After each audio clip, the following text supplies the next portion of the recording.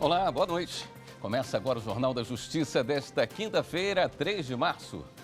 Por maioria de votos, o plenário do Supremo Tribunal Federal mantém dispositivo da Lei de Diretrizes Orçamentárias de 2022, questionado por partido político. Com isso, fica permitido o fundo eleitoral de quase 5 bilhões de reais, aprovado pelo Congresso para as eleições deste ano. Este é um dos destaques desta edição. Você vai ver também. Polícia Federal começa a investigar se presidente da República cometeu crime ao associar vacinas contra a Covid ao risco de contaminação pela AIDS. Partido político aciona o Supremo contra a lei que trata do porte de armas a atiradores desportivos do Distrito Federal. E ainda, Tribunal Superior Eleitoral decide que mais urnas eletrônicas poderão ser auditadas nas eleições deste ano.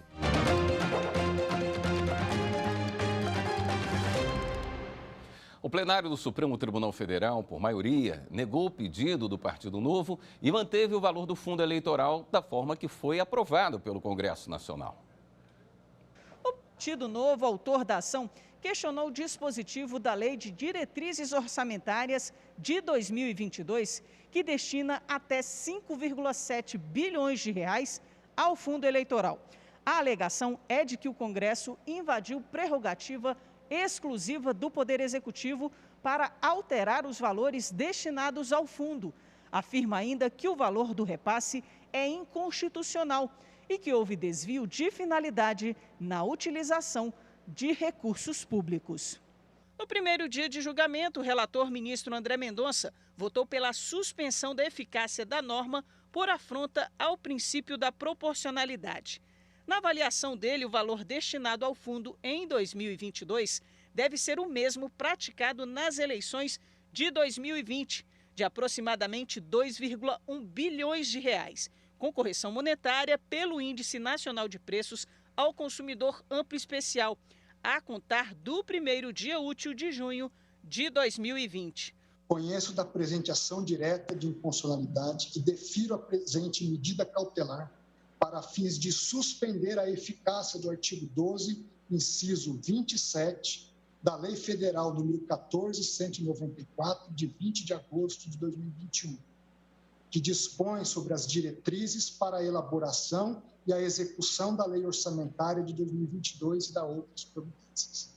Dito de forma direta, deve-se considerar como lastro do fundo eleitoral, no presente exercício financeiro, o mesmo valor praticado nas eleições de 2020, após a devida correção monetária pelo IPCAE, a contar do primeiro dia útil do mês de junho de 2020. No segundo dia de julgamento, o ministro Nunes Marques abriu divergência, sendo seguido pelos ministros Alexandre de Moraes, Edson Fachin e Luiz Fux. Nunes Marques ressaltou que não pode o Supremo assentar, ainda que em um cenário de restrição orçamentária e mesmo de crise pandêmica, a melhor alocação para a receita pública, por ser uma tarefa eminentemente política. Muito embora enfrentemos um momento ímpar na história da humanidade, com uma crise sanitária e econômica sem precedentes, não se pode perder de horizonte os signos que caracterizam o nosso Estado democrático de direito, do qual a separação harmônica dos poderes é cláusula inafastável. Ora, o controle da alegada má alocação dos recursos se dará nas urnas, oportunidade em que o financiamento público das campanhas, com certeza, retornará ao debate político. Até por isso, entendo ser fácil, demasiadamente largo, conferir ao Supremo a tarefa de corrigir as opções legislativas feitas pelos representantes do povo no que toca tão somente ao estabelecimento das prioridades orçamentárias para o ano de 2022. O ministro Luiz Roberto Barroso divergiu em menor extensão do relator por verificar a inconstitucionalidade no dispositivo da LDO, mas considerou constitucional a posterior Lei Orçamentária Anual, que aprovou verba de 4,9 bilhões de reais para o fundo eleitoral. Na retomada do julgamento, as ministras Rosa Weber e Carmen Lúcia acompanharam o voto de Barroso. Se estabelece aqui não se compadece com o que foi previsto para a Lei de Diretrizes Orçamentárias nos dispositivos constitucionais e aqui não me valendo do princípio da proporcionalidade, porque não fiz o exame considerando que da do espectro específico de atuação legítima do Poder Legislativo ter sido fixado, desde que nos parâmetros para a feitura da Lei de Diretrizes Orçamentárias não foi devidamente atendida. Os ministros Gilmar Mendes e Dias Toffoli acompanharam o voto do ministro Nunes Marques. Devemos ficar atentos para o risco de esvaziamento do escopo dessas emendas a partir do crescente remanejamento desses recursos para outras finalidades. O voto do relator foi acompanhado pelo ministro Ricardo Lewandowski. O plenário, por maioria, indeferiu a liminar e assim manteve dispositivo da Lei de Diretrizes Orçamentárias de 2022, que destina até 5,7 bilhões de reais para o fundo eleitoral para as eleições deste ano.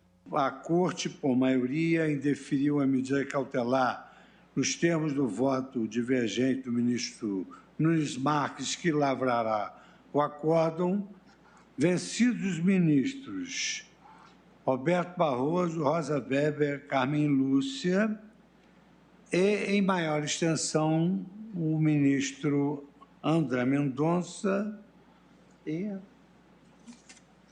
em maior extensão, o ministro André Mendonça e o ministro Ricardo Lewandowski. Os ministros do Supremo confirmaram a decisão individual da vice-presidente, ministra Rosa Weber, que suspendeu uma regra do Conselho Nacional de Justiça envolvendo o pagamento de precatórios. O crédito superpreferencial, inserido na Constituição da República em 2009, é destinado a credores com mais de 60 anos, doença grave ou deficiência. A resolução do Conselho Nacional de Justiça permitia que essas dívidas fossem pagas por meio de requisição de pequeno valor. Na ação que pedia a suspensão, o governo de São Paulo alegava que a criação da regra é inconstitucional. O julgamento da liminar ocorreu no plenário virtual da Corte. Todos os ministros do Supremo acompanharam o voto da relatora ministra Rosa Weber. O entendimento foi de que a regulamentação do CNJ extrapolou o limite previsto na Constituição Federal, que determina que o crédito superpreferencial deve ser pago por meio de precatórios. O plenário do STF também acompanhou a vice-presidente ao negar medida cautelar que pretendia suspender o cálculo do percentual a ser pago pelos devedores. A Polícia Federal vai buscar cooperação internacional para investigar se o presidente Jair Bolsonaro cometeu crimes ao divulgar que pessoas desenvolveram AIDS depois de tomar as doses da vacina contra a Covid-19. As informações vão servir de base para inquérito aberto no Supremo Tribunal Federal, a pedido da CPI da pandemia no Senado. A Polícia Federal investiga se Jair Bolsonaro divulgou informações falsas numa live em redes sociais em outubro de 2021. Neste documento enviado ao relator do inquérito no Supremo, ministro Alexandre de Moraes, a PF diz que o presidente da República teria supostamente disseminado desinformações na pandemia ao afirmar que relatórios do governo do Reino Unido mostram que pessoas totalmente vacinadas contra a Covid-19 desenvolveram AIDS. Bolsonaro também falou que, com base em estudo do médico norte-americano Antônio Fauci, a maioria das vítimas da gripe espanhola não morreu de gripe espanhola, mas de pneumonia bacteriana causada pelo uso de máscara. Segundo a Polícia Federal, a tipificação penal inicial é dos crimes de epidemia, de infração de medida sanitária preventiva e de incitação ao crime. A delegada Lorena Nascimento pediu que investigadores da Polícia Federal procurem o Departamento de Saúde e Assistência Social do Reino Unido para saber se o país divulgou em sites oficiais a informação de que vacinados contra a Covid-19 estariam desenvolvendo AIDS muito mais rápido do que o previsto.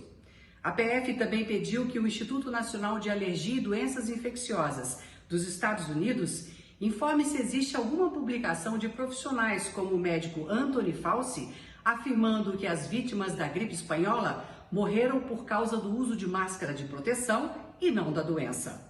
A Polícia Federal ainda vai analisar a confiabilidade dos sites que serviram de base para as informações divulgadas pelo presidente. O PSB acionou o Supremo contra a lei que trata do porte de armas a atiradores desportivos do Distrito Federal. Segundo o partido, pela lei do governo do Distrito Federal, os atiradores não precisam comprovar a necessidade para obter autorização para o porte de armas. basta apresentar o cadastro em uma entidade de desporto e o registro da arma. Na ação, o partido afirma que isso contraria o Estatuto do Desarmamento, que somente autoriza o porte por necessidade do exercício de atividade profissional de risco ou de ameaça à integridade física, o que precisa ser comprovado à Polícia Federal.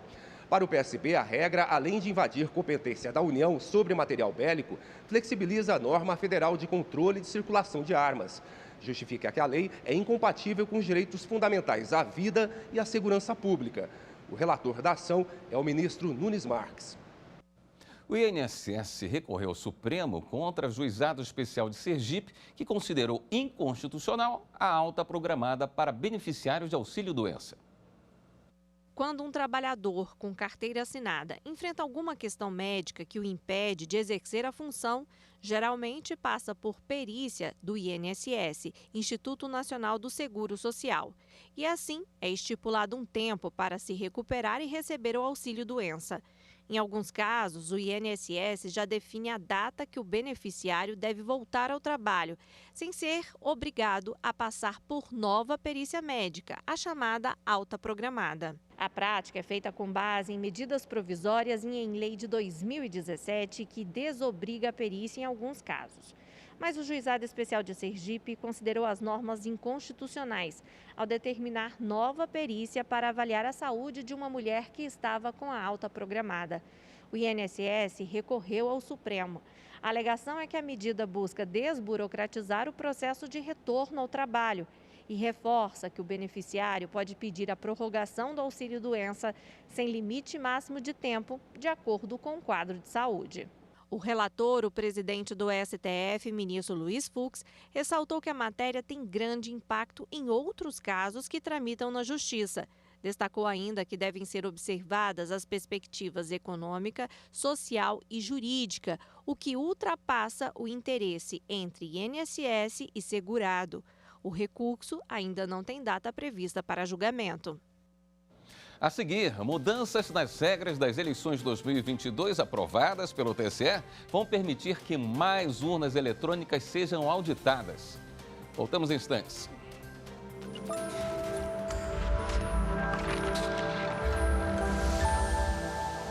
Um direito fundamental que deve ser visto pelos três poderes como uma via de desenvolvimento não só pessoal do estudante, mas uma via de desenvolvimento de todo o país. A importância da Constituição, eu considero o direito à educação, principalmente uma educação de qualidade, assegura o acesso e o cumprimento não só aos direitos mencionados, mas a todos os outros direitos previstos na Constituição.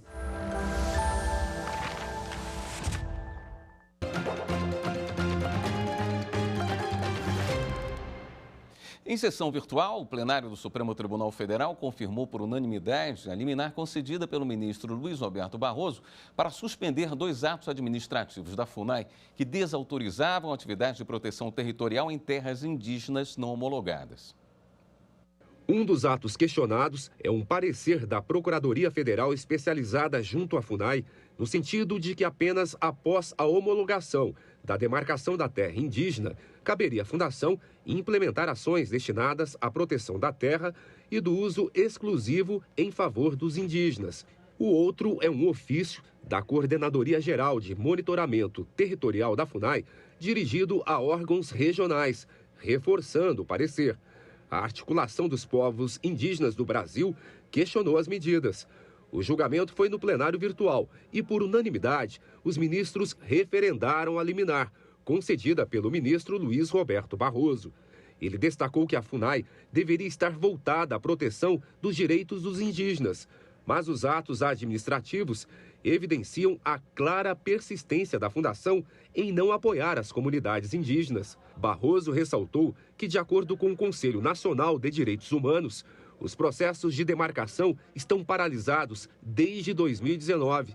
Na avaliação do relator, ao afastar a proteção territorial em terras não homologadas, a FUNAI sinaliza a invasores a falta de combate a atuações irregulares nesses locais, o que pode constituir um convite à invasão de áreas cobiçadas por grileiros e madeireiros.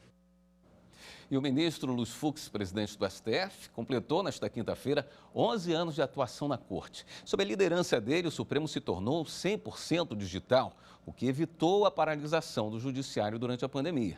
O STF deu prioridade a julgamentos de casos relacionados à Covid-19 e assim garantiu ao trabalhador a proteção ao emprego com a redução da jornada de trabalho e do salário ou a suspensão temporária do contrato por meio de acordos individuais em razão da pandemia. Sob a liderança do ministro Fux, o STF também estabeleceu a vacinação compulsória e impôs aos cidadãos que recusaram a imunização medidas restritivas previstas em lei. O Tribunal Superior Eleitoral aprovou alterações em 4 resoluções das eleições deste ano. As principais mudanças envolvem a fiscalização.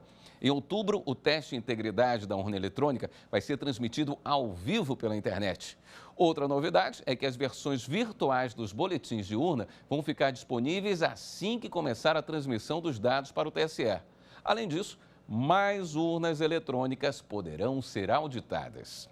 A proposta, portanto, é de alterar a resolução para ampliar o percentual, que era máximo de 3% na verificação por amostragem, em percentual mínimo de 3% e o máximo elevado a 6%.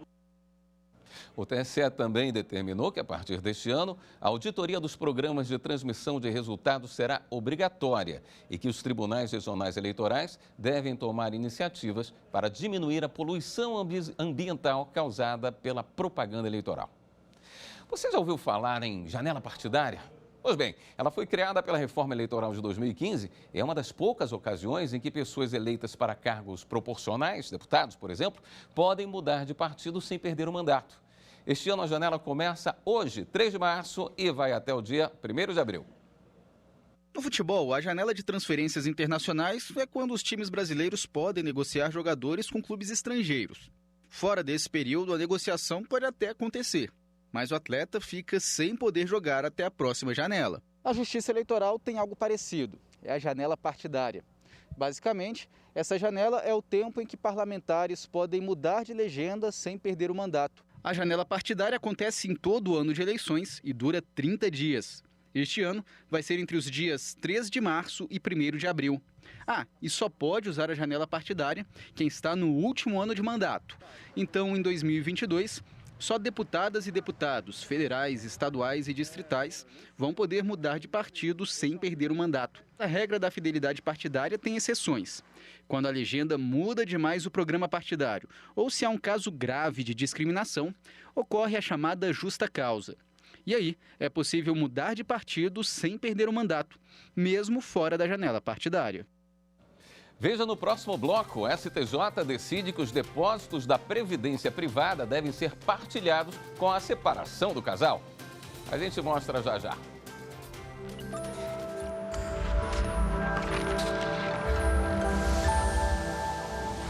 Uma das principais características da nossa Constituição de 88 é a cristalização de direitos e deveres esculpida no artigo 5º.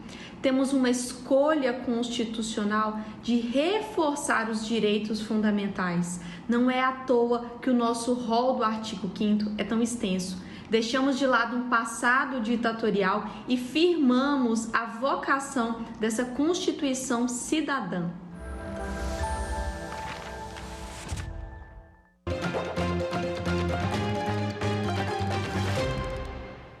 O ministro do Superior Tribunal de Justiça, Og Fernandes, converteu para domiciliar a prisão do juiz Sérgio Humberto de Quadros Sampaio.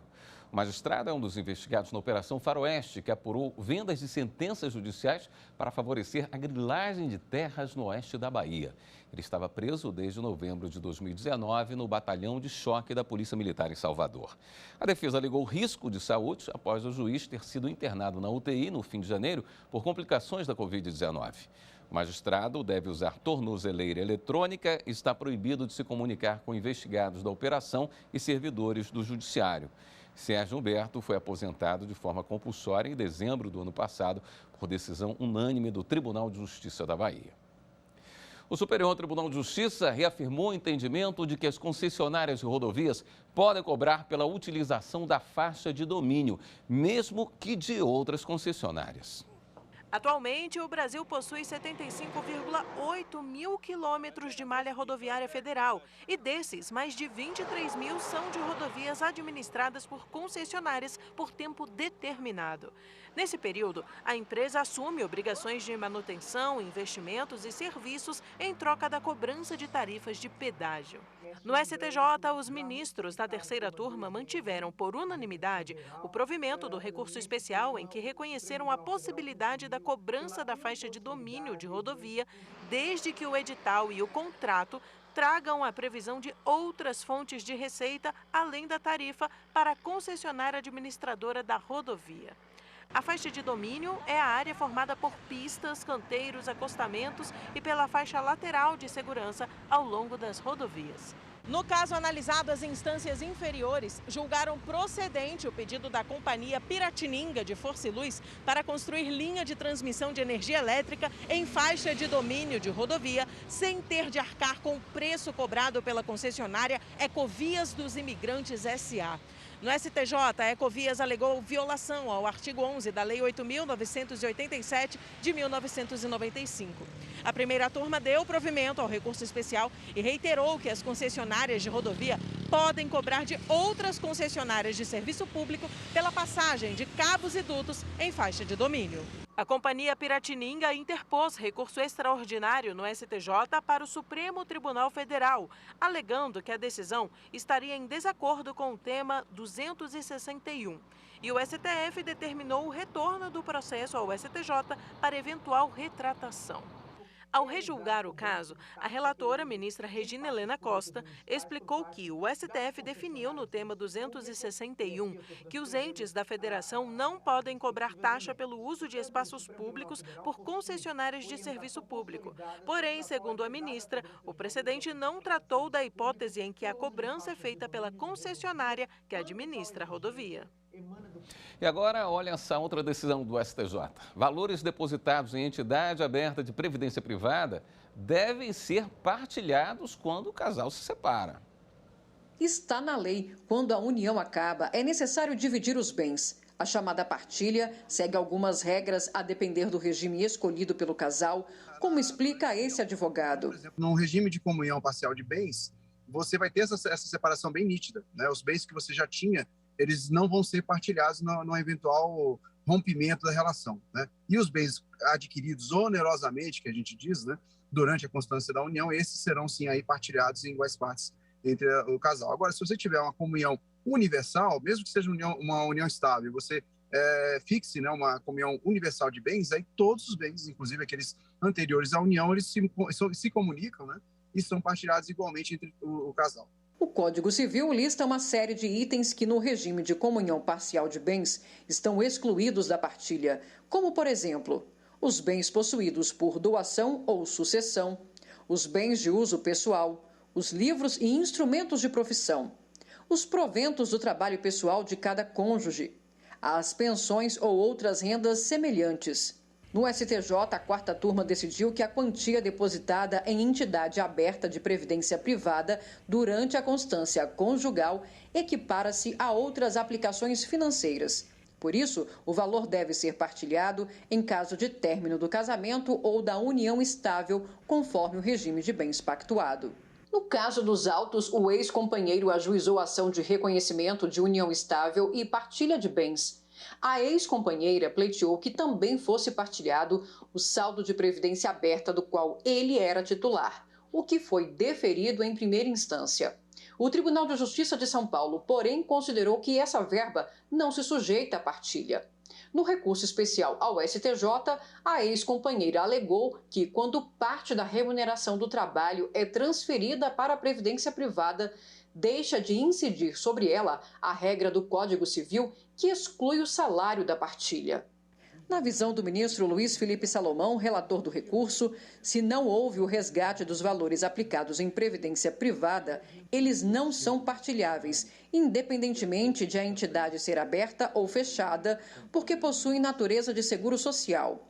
Mas, para a ministra Isabel Galotti, cujo voto prevaleceu no colegiado, o salário é individual, mas investimentos são patrimônio do casal.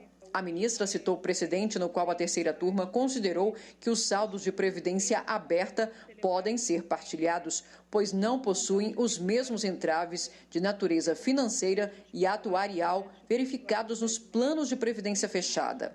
Com esse entendimento, o colegiado deu provimento ao recurso especial e reformou o acórdão do TJ. Para a quarta turma, desde que o beneficiário não esteja recebendo proventos resultantes do plano, o investimento integra o patrimônio comum dos conviventes. Esta edição do Jornal da Justiça fica por aqui. Obrigado pela sua companhia, uma boa noite, até amanhã.